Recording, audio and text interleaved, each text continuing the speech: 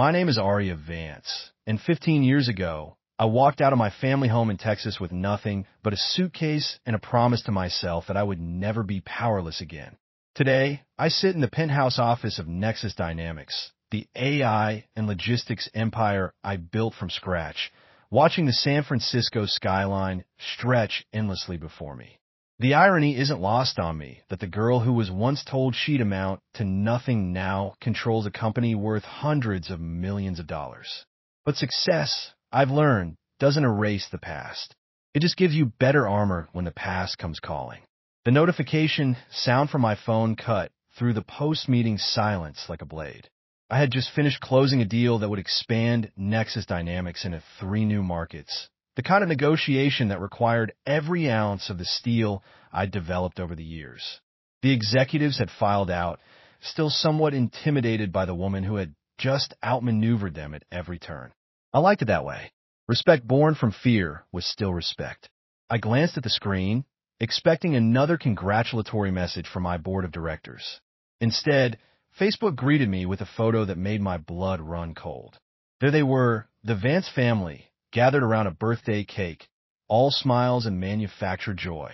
My father, Richard, stood with his arms crossed. That familiar patriarchal stance I remembered too well.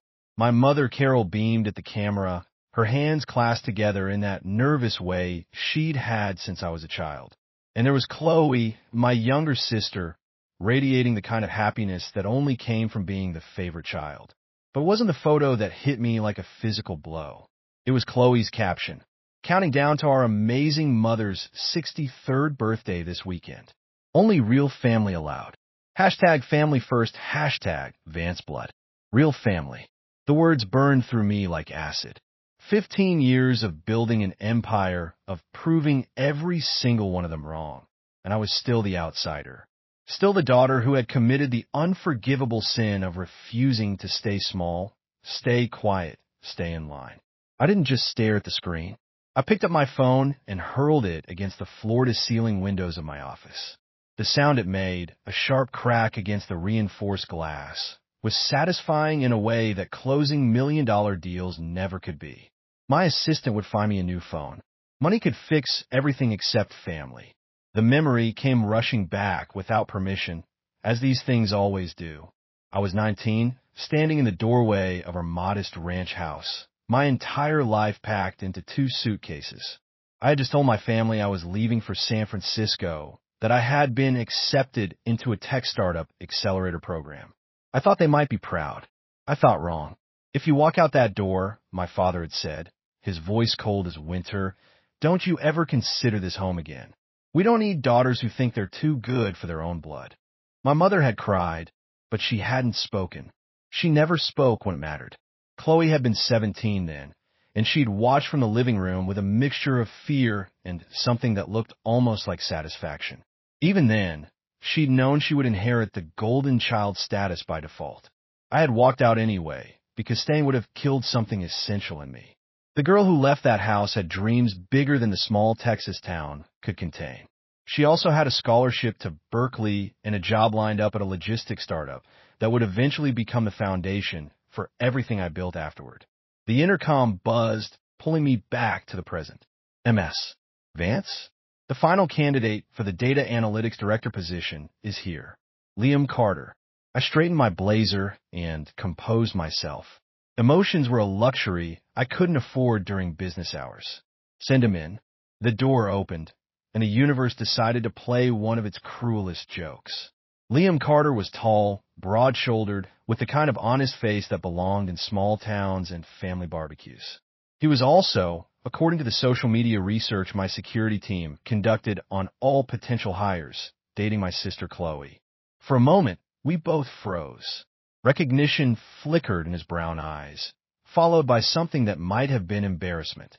I had seen his face in Chloe's Instagram posts, usually accompanied by captions about finding my soulmate and building our future together. He was handsome in that all-American way that probably made my parents love him instantly. MS. Vance, he said, recovering his composure faster than I expected. I should probably mention that I'm aware of our connection. Connection is a strong word, I replied, settling back in my chair with the kind of calm that had taken years to perfect. You're dating my estranged sister.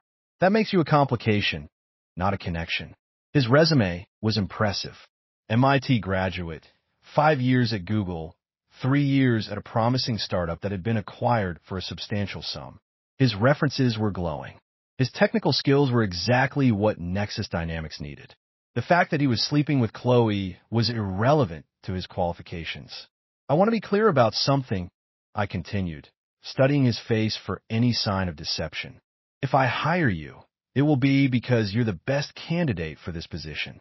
It won't be because of any misguided attempt to get closer to my family. And it certainly won't be because you think dating a Vance gives you some kind of advantage.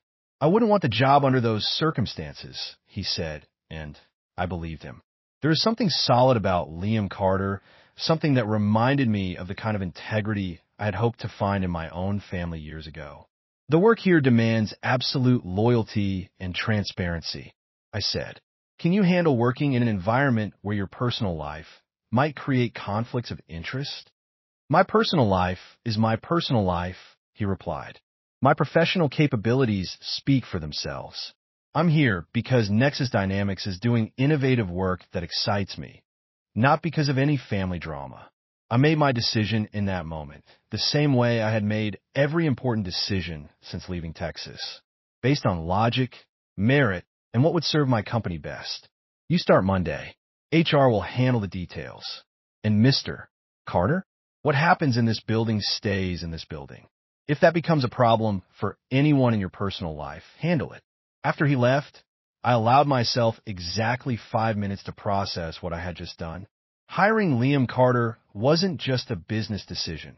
It was lighting a fuse on a bomb I had been carrying for 15 years. Chloe would see it as another betrayal, another way her successful sister was stealing things that belonged to her. My parents would probably view it as some kind of manipulation. They were all wrong, but that had never stopped them before. My phone buzzed with a text from my assistant about the new device she had ordered. As I waited for it to arrive, I made another decision.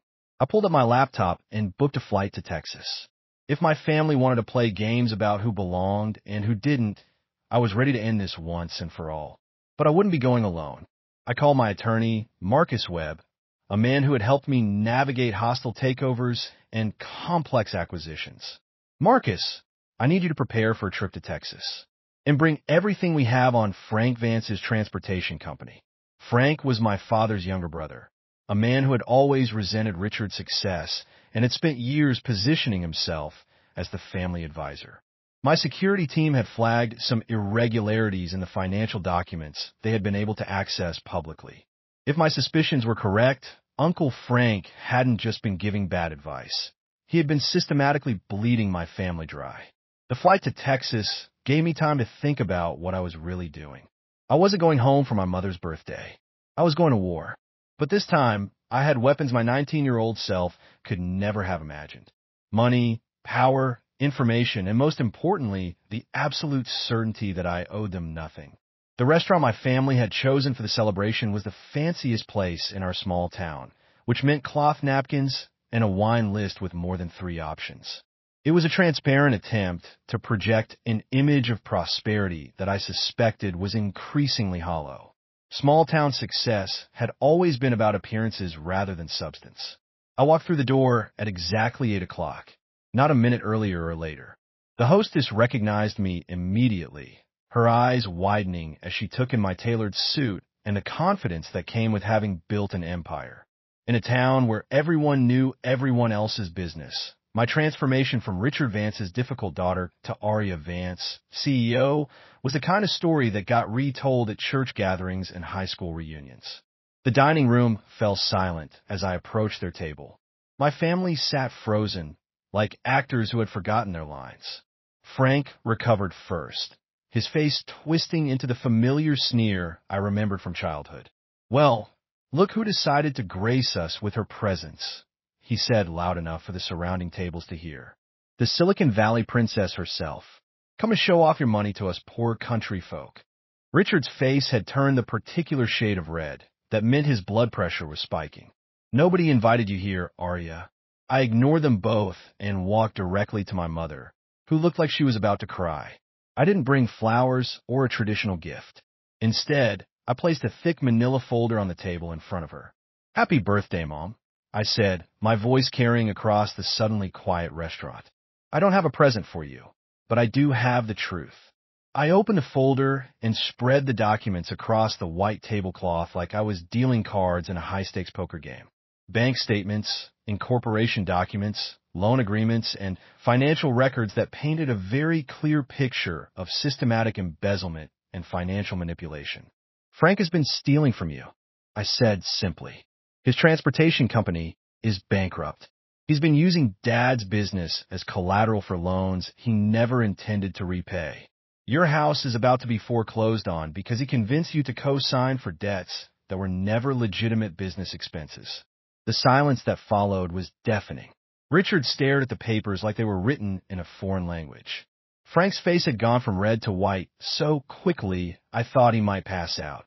"You're lying," Frank sputtered, but his voice lacked conviction. "She's making this up to turn us against each other." "The numbers don't lie," I said, pulling out a specific bank statement. "This transfer for $50,000, supposedly for equipment purchases. Except there's no equipment. This loan secured against Dad's shop for expansion capital that went directly into your personal account." "Should I continue?" Chloe stood up so abruptly that her chair nearly fell over. Her face was streaked with tears, but her expression was pure rage. "This is what you came here for? To destroy our family? You couldn't just stay away and let us be happy." "Happy," I repeated, and for the first time that evening, my composure cracked slightly. "You call this happy? Living in denial while your uncle robs you blind? Pretending that everything is perfect while your parents lose everything they work for?" "You left us," Chloe screamed, loud enough that the entire restaurant was now staring. "You abandoned us, and now you want to come back and play savior? We were fine without you." "Were you?"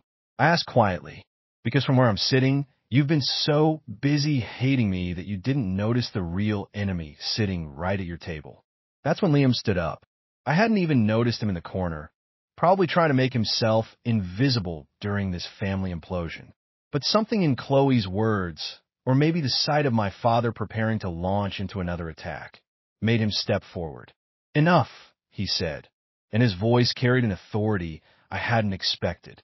"All of you, just stop." He looked at Chloe first, his face a mixture of disappointment and frustration. "Do you hear yourself right now? Aria just proved that your family is being stolen from, and your response is to attack her for telling you the truth."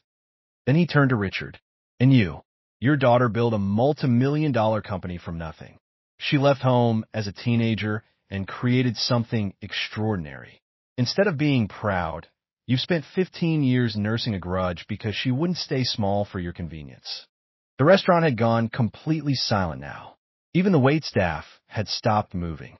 "Aria didn't abandon this family," Liam continued, his voice rising slightly. "This family abandoned her the minute she showed ambition beyond what you could understand. And now, when she comes back to help, you treat her like the enemy while the real enemy has been robbing you blind." He pointed at Frank, who was now visibly sweating. "That man has been stealing from you for years. Aria just handed you proof. But instead of gratitude, you're giving her the same treatment that drove her away in the first place." Chloe's face crumpled. "But she took you away from me too," she whispered. "I took a job," Liam said firmly. "I took a job based on merit, working for a company that values talent. If you see that as a betrayal, then maybe you need to ask yourself why you want to keep people small instead of celebrating their success." The truth of his words hung in the air like smoke from a fired gun. I had spent 15 years building walls around my heart, telling myself that I didn't need their approval or their love. But hearing someone defend me, someone who barely knew me, broke something loose inside my chest. I looked around the table at these people who had shaped the first 19 years of my life. My father, still red-faced and sputtering, unable to admit that his pride had blinded him to the truth. My mother, crying quietly in her napkin, caught between loyalty to her husband and the daughter she had let slip away. Frank, trapped now like the rat he had always been. and Chloe, my little sister, who had spent so many years resenting my success that she couldn't see her own potential. I bought your debt, I said quietly, the words cutting through the chaos like a blade. All of it. The house, the business loans, everything Frank put you on the hook for. It's gone. You're safe. Richard's head snapped up. What do you mean you bought it? I mean, I contacted the bank this afternoon and purchased all outstanding obligations. The house is safe. Dad's business is safe. Frank's debt is now my debt, which means it's not your problem anymore. I stood up, suddenly exhausted by the weight of 15 years of anger and hurt. Frank, my lawyers will be in touch tomorrow morning. You have 24 hours to provide full documentation of where every stolen dollar went. If you're lucky, we can handle this as a civil matter. I pulled out a business card and placed it next to my mother's plate. Mom, that's my direct number. Not my assistant, not my office. Me. If you want to talk, really talk, call me. I looked at each of them one more time. These people who had given me life and then spent years making me wish they hadn't. I came here tonight to end this. To stop pretending that we're a family when we're really just strangers who share DNA. But I realized something sitting here. I don't need your approval anymore. I don't need your love. I built something beautiful without you, and I'll continue building it with or without you. I picked up my purse and started toward the door, then stopped and turned back. But if any of you ever decide you want to know the woman I became instead of resenting the girl who left, you know where to find me. Walking out of that restaurant felt like shedding a skin I had been carrying for 15 years. The Texas night air was warm and thick with humidity, so different from the crisp fog of San Francisco. I stood in the parking lot for a moment, breathing deeply and feeling something shift inside my chest. My phone buzzed with a text from Liam. That was the bravest thing I've ever seen anyone do. I typed back, "See you Monday." 3 months later, I was in my office reviewing quarterly reports when my assistant announced that I had a visitor. My mother stood in the doorway, holding a Tupperware container that I recognized from childhood. Her hands were shaking slightly. "I brought cookies," she said, her voice barely above a whisper. "Chocolate chip, your favorite." We sat in my office for 2 hours, and for the first time in my adult life, we talked. Really talked. She told me about the years of financial stress, about feeling helpless as Frank manipulated my father's pride and good nature. She told me about missing me every single day, but being too scared of Richard's anger to reach out. "I was a coward," she said, tears streaming down her face. "I let him drive you away because it was easier than fighting. I've regretted it every day since." "I know," I said, and I didn't know. My mother had always been a victim of the men in her life, never allowed to have opinions that contradicted theirs. "But you're here now." 2 weeks after that, Chloe called. The conversation was awkward, stilted, full of long pauses and false starts. But she called. "I was jealous," she admitted. "I was so jealous of you that it ate me alive. Everything I did, everything I accomplished felt small next to what you had built. Instead of trying to build something of my own, I just resented you for being everything I thought I couldn't be. Jealousy will kill your happiness," I told her. "Trust me, I know. I spent years being jealous of the family bond you all had without me. It didn't make me feel better. It just made me bitter." I helped Chloe enroll in online business courses. Within 6 months, she had started her own boutique consulting firm for small businesses. She was good at it, better than she had ever believed she could be. Liam, seeing the woman she was becoming instead of the woman she had been, proposed to her on Christmas Eve. My father took longer. Pride is a hard thing to swallow when you've been choking on it for years. But eventually, 6 months after the restaurant confrontation, he showed up at Nexus Dynamics unannounced. Security called me from the lobby. "There's a Richard Vance here to see you. Says he's your father." I had him brought up to my office. This man who had once seemed so large and intimidating, but now looked smaller, older, worn down by the weight of his own mistakes. He didn't say much that first visit. He just sat in my office and looked around at what I had built. "I was wrong," he said finally. "I was wrong about everything." It wasn't an apology, not exactly, but it was acknowledgement, and sometimes that's enough to build on. Now, a year and a half after that explosive birthday dinner, I'm standing on the balcony of my San Francisco penthouse, looking down at my family gathered in the living room below. It's Thanksgiving, and for the first time in 15 years, we're spending it together. My mother is in the kitchen, fussing over a turkey that didn't need fussing. Chloe and Liam are on the couch, planning their spring wedding. My father sits in the corner, reading a business magazine and occasionally offering unsolicited advice that everyone politely ignores. It's not perfect. We're not the Brady Bunch. There are still wounds that haven't fully healed, still conversations we're not ready to have. But it's real in a way that our old family dynamic never was. It's based on choice rather than obligation, on respect rather than fear. Uncle Frank is in federal prison, serving 2 years for fraud. His transportation company was dissolved, its assets liquidated to pay back some of what he stole. My father's business is thriving again, free from the parasitic drain of Frank's schemes. The house is safe, paid off completely as my gift to my parents. I hear laughter from downstairs and smile. I didn't come back to reclaim my place in the family I left behind. That family was built on dysfunction and maintained through manipulation. Instead, I built something new, a family of choice, where love is earned through actions rather than assumed through blood. The girl who walked out of that Texas ranch house 15 years ago thought she had to choose between family and success, between belonging and ambition. The woman I became learned that sometimes you have to burn down the old structures to build something better.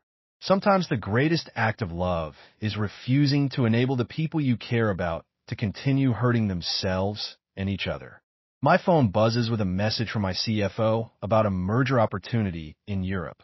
Tomorrow I'll be back to being Aria Vance, CEO, the woman who built an empire from nothing. But tonight I'm just Aria, standing in my own space, surrounded by people who chose to know me instead of resenting me.